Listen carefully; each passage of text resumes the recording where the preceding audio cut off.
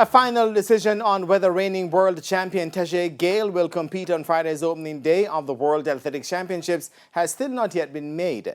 Jordan Fort has this evening's World Athletics Championships preview from Eugene. Many of Jamaica's athletes who will be in action on Friday's opening day right here at Haywood Field trained just a few minutes down the road this morning at the Lane Community College. Among them was world champion Tajay Gale. Gale didn't look 100% comfortable and could be seen clutching his injured knee on a number of occasions.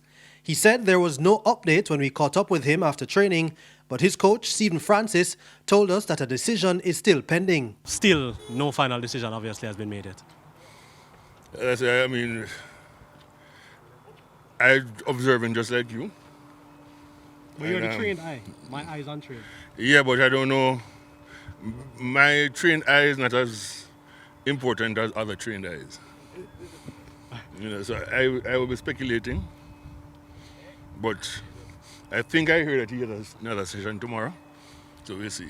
In the meantime, the first event involving Jamaican athletes on Friday will be the heats of the mixed relay at 1:45 p.m. Jamaica time, 11:45 in the morning here in Eugene. Coach Bert Cameron is responsible for that team. They are professional athletes.